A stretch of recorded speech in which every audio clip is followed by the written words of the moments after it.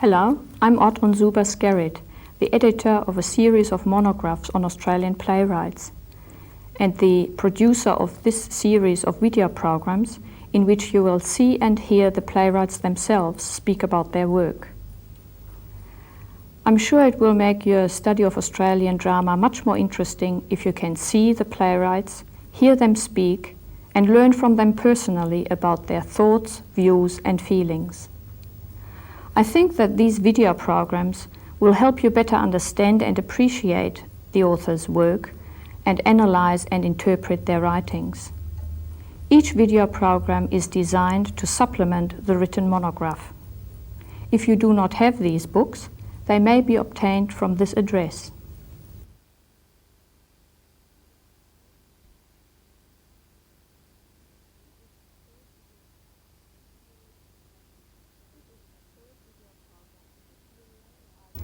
This is the third video program in the series entitled Australian Playwrights Speak. The playwright is Jack Hibberd from Melbourne, and the interviewer is Paul McGillick, lecturer in the Faculty of Education at Sydney University. A few years ago, in an interview you did with me, you said that at the time you started writing for the theatre, you were theatrically ignorant. Can you just tell me, how exactly did you start writing for the theatre? By accident, and I think that's a nice way to start writing in the theatre. Before 1967, when I wrote my first play, I'd mainly sort of written poetry and short stories, but only for a few years, and so I was a late starter, I imagine, in writing theatre. The accident occurred in that I acquired a new set of friends in the suburb of Melbourne, Carlton, and these friends read my poetry and didn't much like it, and because they were involved in theatre, they suggested that I should write plays out of their own interest, but also I think one or two of them discerned something in the poetry that a lot of the poetry was really in the form of monologues, so that there was a potential theatrical dimension in the poetry.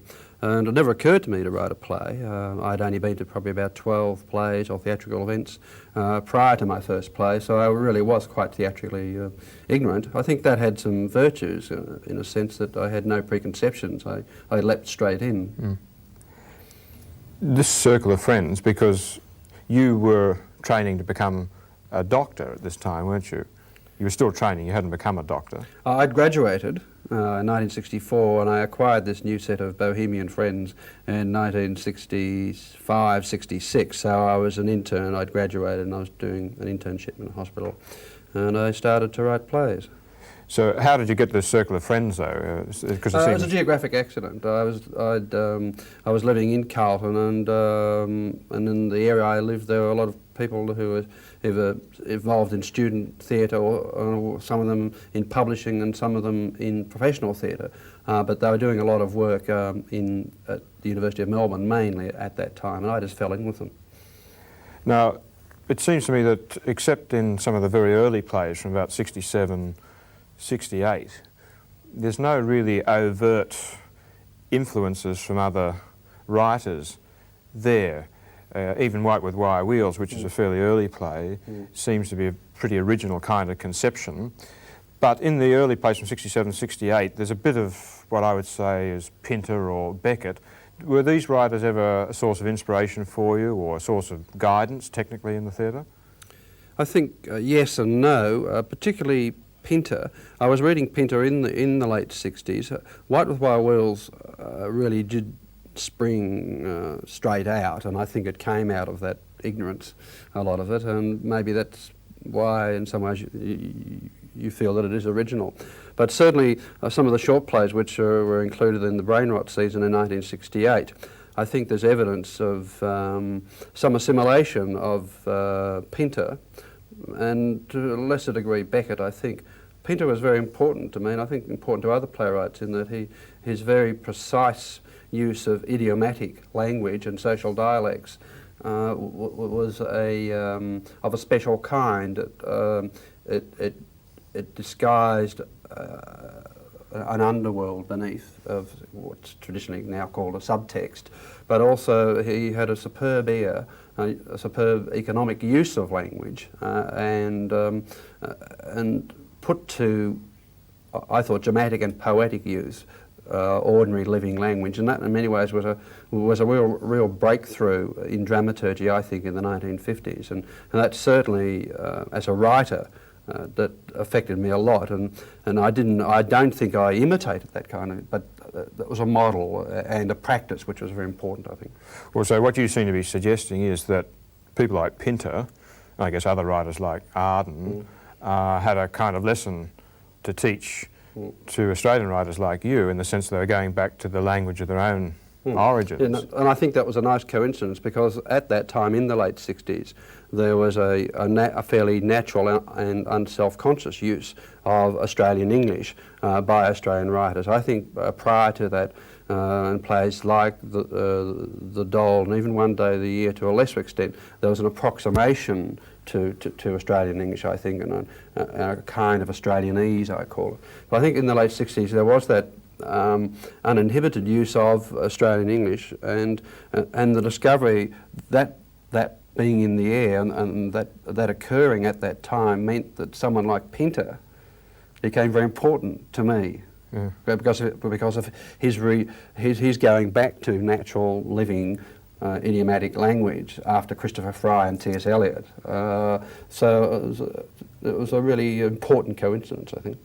Well, that's to do with the language. What about theatre forms? Were people like Pinter and Beckett any influence on you as far as the form of the theatre was concerned?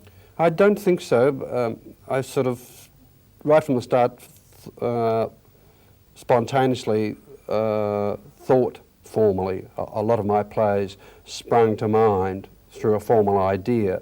So I don't think that was adaptive or derivative, really. Beckett was, I stopped reading Beckett after a few years because he was such a, in the end, quite oppressive, potentially oppressive influence.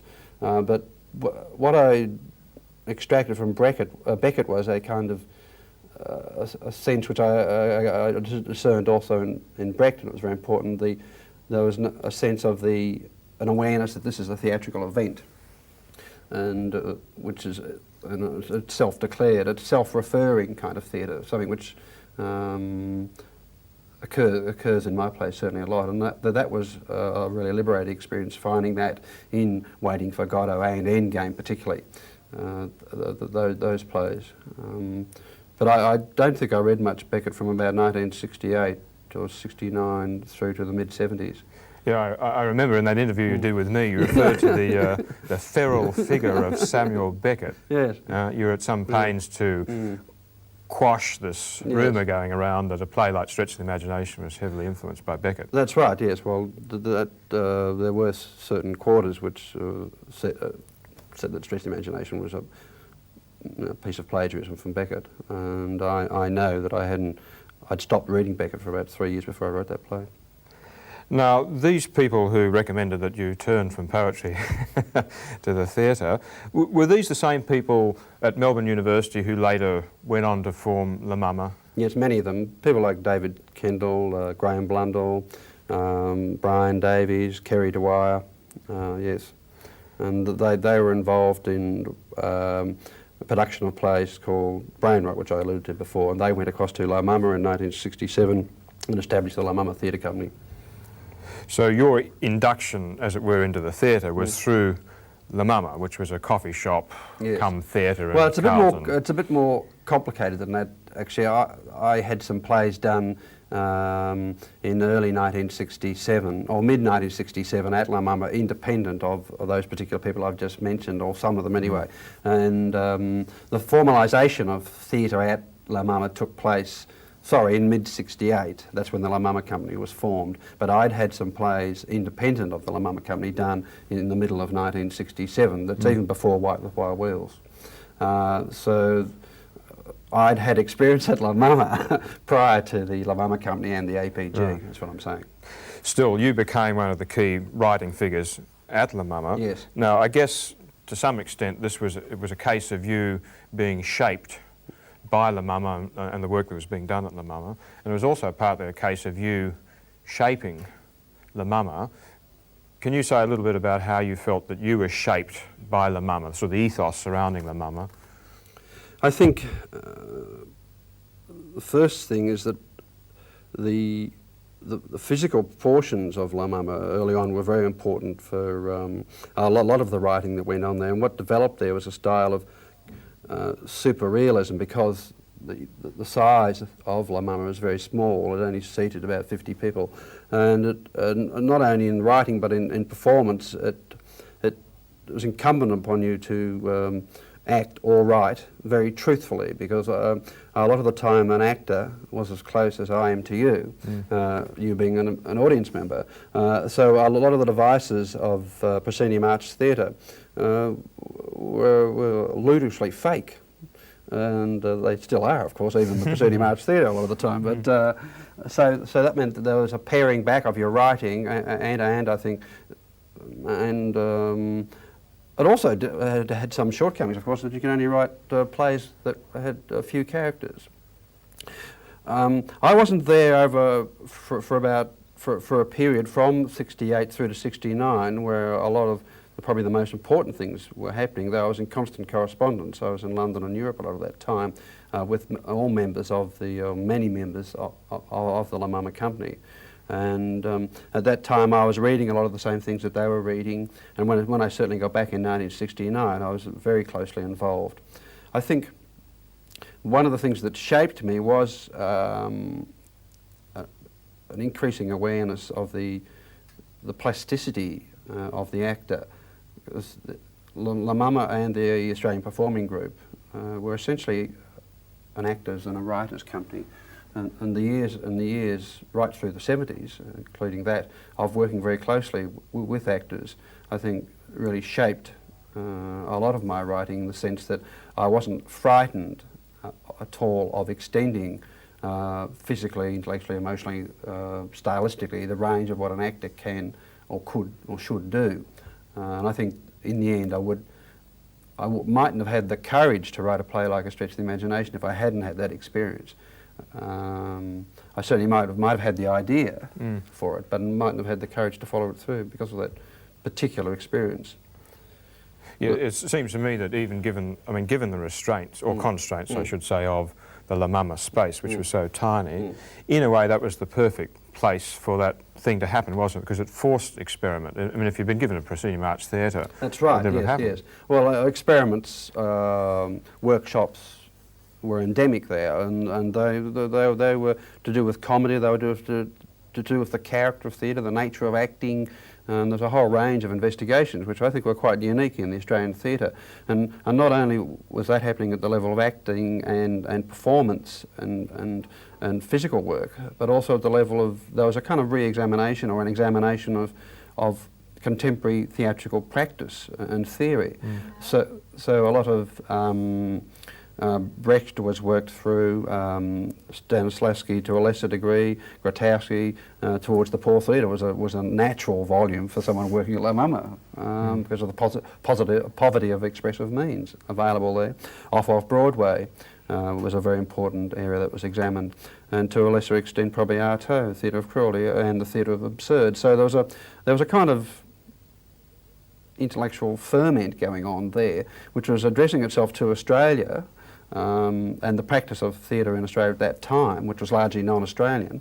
There was the experimentations going on with performance, and an examination of overseas modernism and how to adapt that to Australian conditions. Yes, because it was an experiment not just in the development of new scripts, was it? It was a look at performance modes themselves. Yes, performance values, and yes. Yeah. Much as you may dislike the fact, many people still associate your name exclusively with Dimboola. And I guess, in a way, that's not completely misguided, because Dimboola still represents something very typical in your writing. Can you say something about how Dimboola developed as an idea? Did it begin as an experiment in audience participation?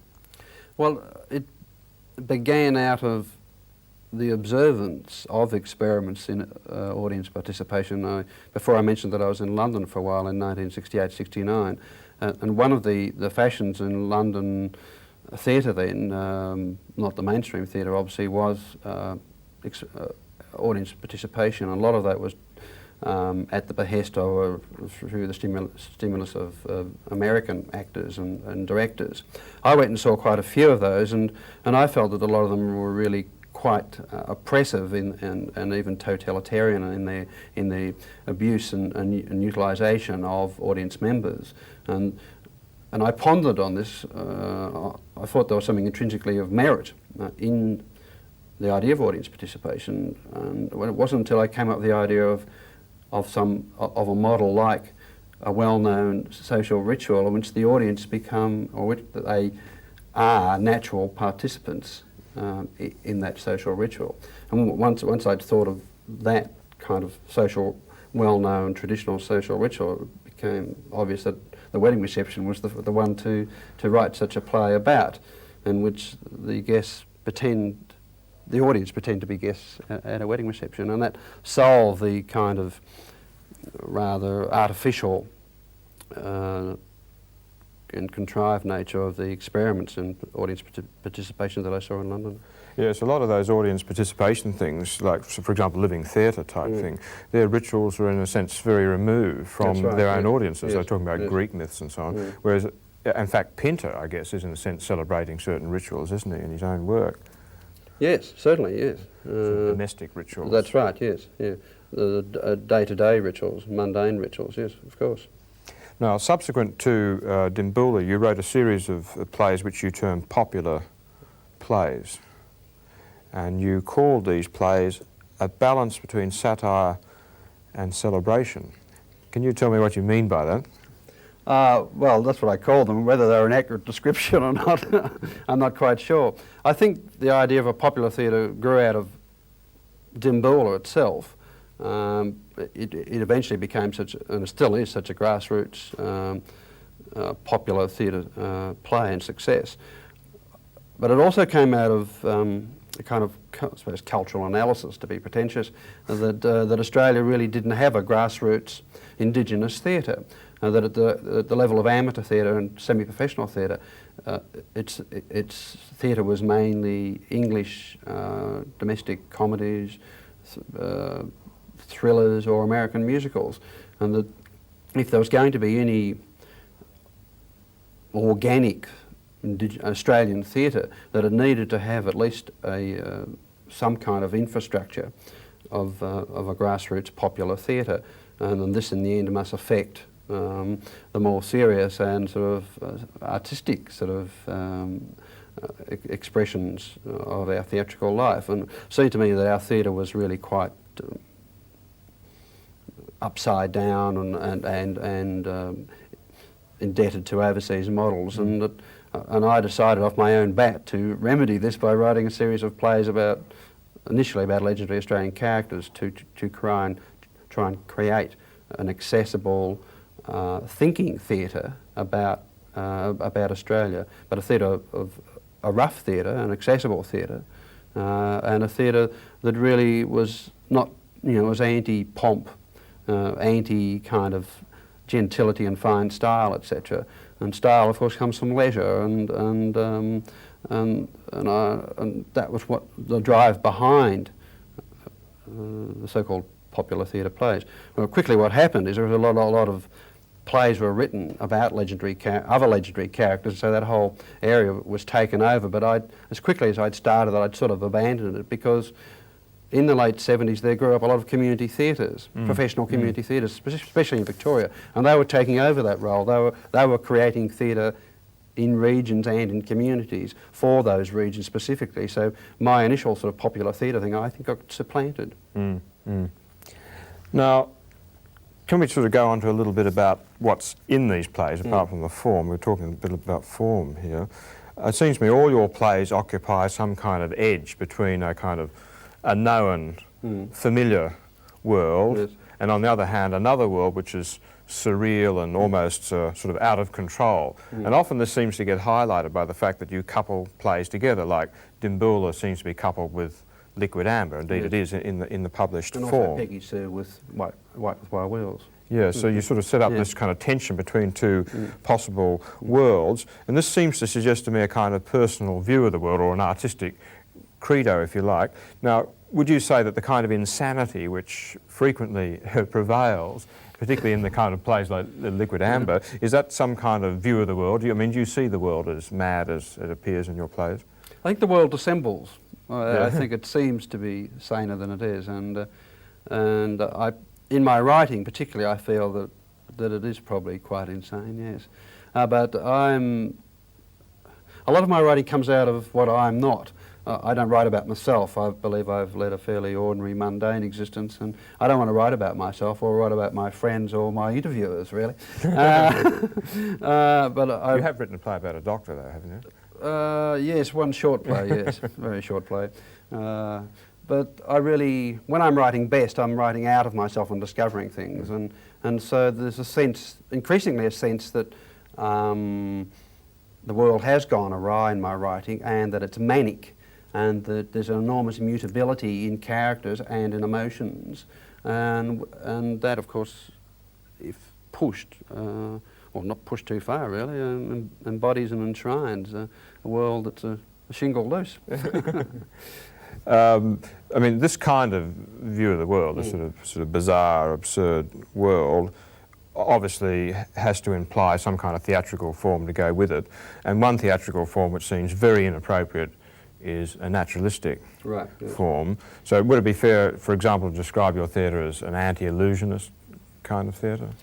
Definitely. I think right from, nearly right from the start, my early plays like White with Wild Wheels, Who, and some of the short brain rot plays really are heightened realism or heightened naturalism.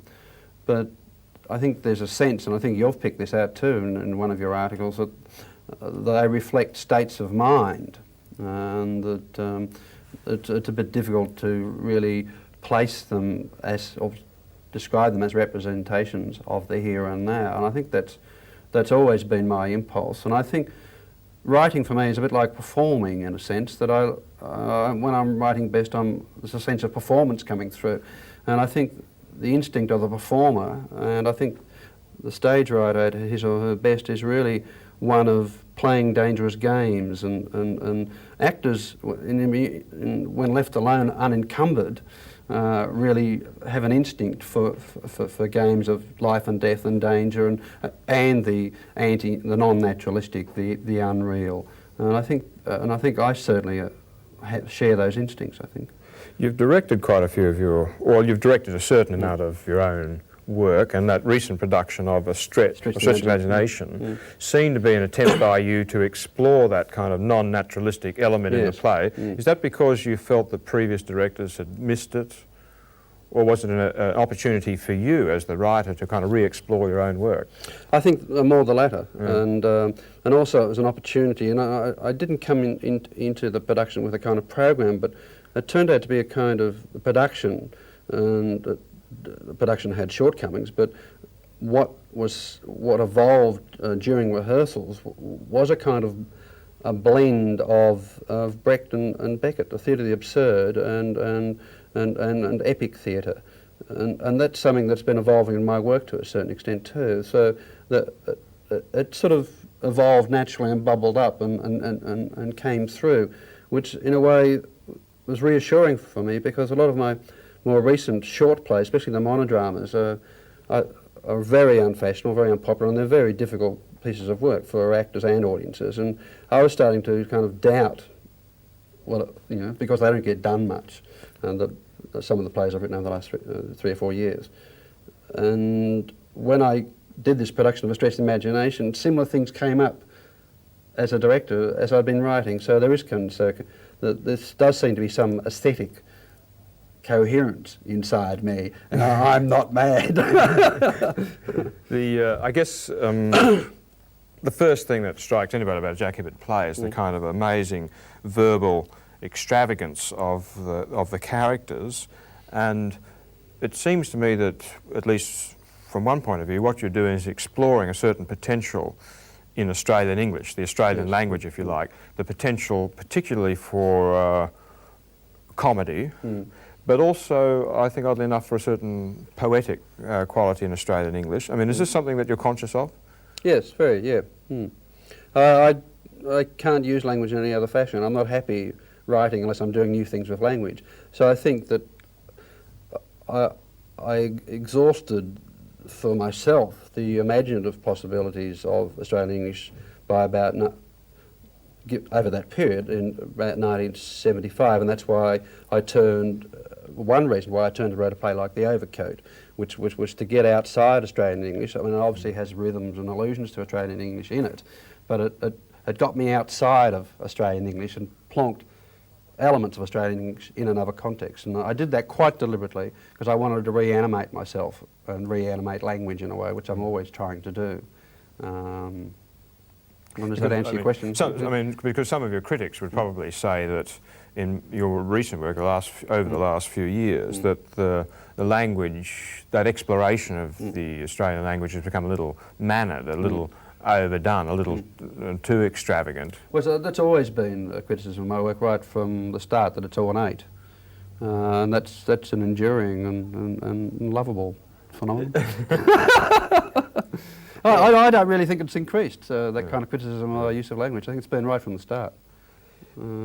A number of your plays have been received productions outside of Australia. Dimboola has, Stretch the Imagination. Any others been done overseas? One of Nature's Gentlemen was done in Minneapolis a couple of years ago.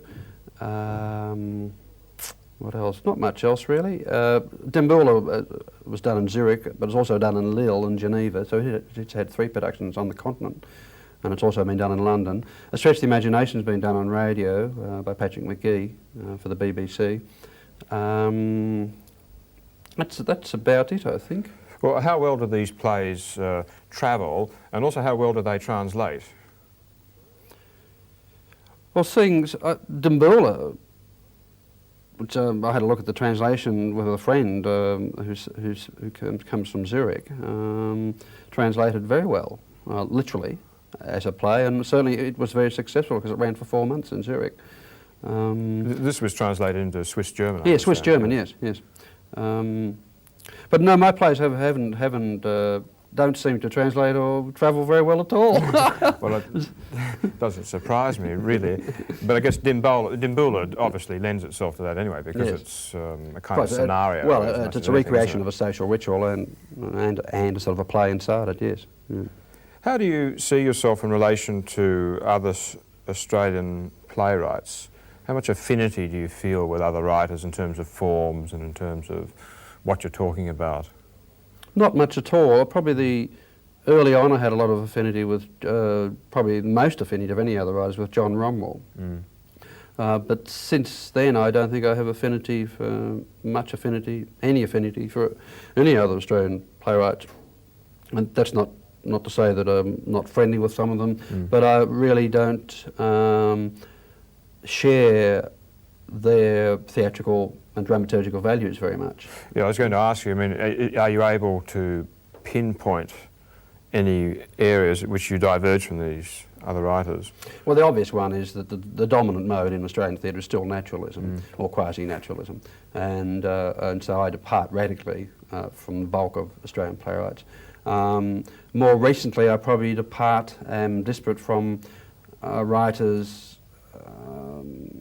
who have been writing what I call, I suppose, a theatre of social studies, social realism, dealing with large issues, and sometimes using, I think, a derived, or not really very well adapted or misadapted form of Brecht's epic theatre. Not that I'm a sort of stickler for that there's only one way to do Brecht, but I think there have been perversions of Brechtian practice in a lot of recent Australian theatre, and the irony goes. That's the main thing. I think the irony goes, and there's a literal use of the A effect, and I think that's an abomination. I think there's a swing against comedy amongst Australian playwrights, except with 1 or 2 exceptions. For example, Barry Dickens being the great one. But there is a definite swing away from comedy. I'm basically a comic writer, a serious comic writer. And so that's another area of a divergence. And I think the theatre's got very earnest. in the last 5 years, and I hate that.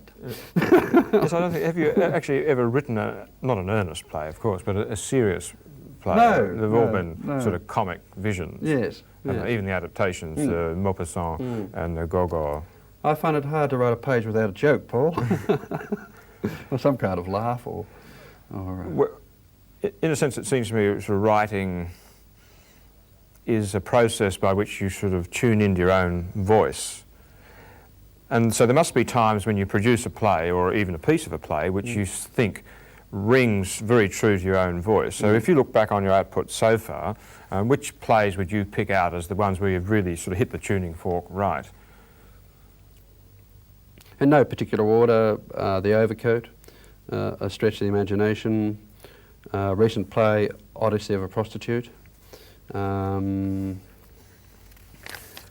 early play, a couple of early plays, Who, One of Nature's Gentlemen, and then there are others. Well, White with Wire Wheels, I wouldn't certainly, that was for me a very authentic experience in the writing. That's what I go on when it feels good in the writing.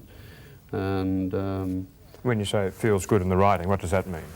Well, it means it's flowing easily, and you can see the end before well before the end. The play is kind of writing itself, but you also, there's a quarter of your brain or a third of your brain monitoring it, and it's a balance between spontaneity and control. So that's a feeling for the process of what's going on, not necessarily for the finished product. Yes. Do you have a sort of sense of... But usually, if that's okay, the finished product turns out, looking at it, detachedly. Okay. Many writers talk about seeing or feeling, I should say, the shape of something before it actually comes out. I mean, do you have a sense when that's working, that process is working, a play like Stretch, do you feel that there's a shape there and you're approaching very it? strongly with Stretch. The character first emerged, this difficult loner, an exile from society, an old man.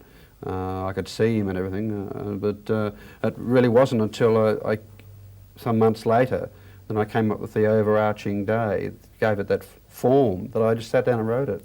So the shape was there, the character was there, though shadowy and slippery, as he still is in some ways, thank Christ. But he's very slippery, isn't he? I mean, Monk's very slippery because there have been varying interpretations of him, from a sort of romantic idealist through to a very nasty kind of social outcast. Do you have any sense of Monk as a sort of fixed personality, or is he a fluid character? No, I think the play is really a patchwork of possibilities rather than a pattern of events.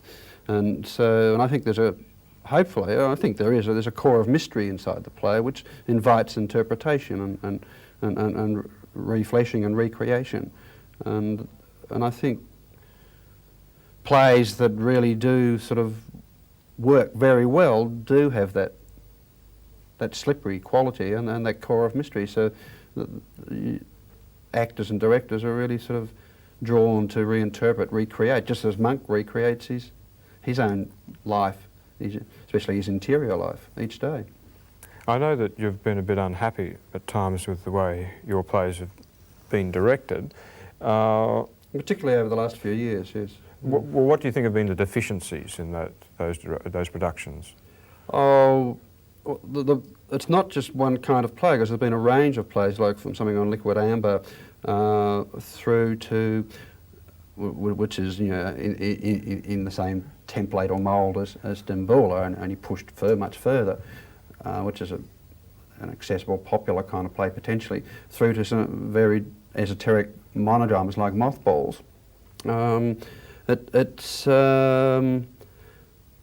each director has brought an inability to come to terms with the disparities, the different things required. So Liquid Amber needs to be very real, because the action world of Liquid Amber is absurd. It's lunatic. So it's a farce in many ways. Yeah. So the characters need to be normal and three-dimensional and real. Yeah. And the productions I've seen they've all been over the top and caricatures, and that's gilding the comic lily. So that just doesn't work. So that just seems to me fundamental. So, and in other productions, there are a lot of fundamentals that have just really have not been exercised in the productions. Odyssey of a Prostitute is a play which is certainly owes a lot to Brecht and owes a lot to, and is a parody of Shakespearean four-square comedies in many ways, and it owes a lot to the French late Romantic Gothic tradition. And you really need to have some kind of understanding of all that to come to terms with the play. So there are lots of, you know, real shortcomings in the armoury, the stylistic or intellectual armoury of directors in Australia. Well, just tell me a bit about monodrama. I'm not very easy either. I mean, my plays range in style, and I'm trying to do new things all the time, so it's partly understandable but largely inexcusable. So, which is like saying there's no fixed approach to the plays, No, but obviously anybody who wants to direct one of your plays has somehow got to empathise with that particular imaginative quality which you bring to the text. And also, I really do lay it at the door of the directors, but I think the directors don't seem to realise that some of these plays require a new kind of actor too. An actor that is not bound by any notions of inner truth and integrity and any of the proto-Stanislavskian notions of performance and acting. Just won't work. It requires massive insincerity and flexibility. A lot of my play, you know, the performer needs to be seething with hate one second and love the next. I mean, they just go chop, chop, chop like that. That's the style. Well, that sounds like he's sort of very much the classic, if we can say classic, sort of Brechtian actor, isn't he? Because he's got a character out there which he's manipulating, that's right, and he can turn it this way or turn it the other way whenever he feels like it. That kind of actor is a rare specimen in this country. Right, now that gives me the opportunity to ask that question I wanted to ask a minute ago, which is about monodrama, because in a sense, well, I won't say anything about it. You tell me why monodrama has attracted you so strongly, because it really appears right back in plays like O, in a sense, doesn't it? Yes. There's elements of it. Yes. With the stretch of the imagination, it was really the distillation, I think, of a whole period of my work.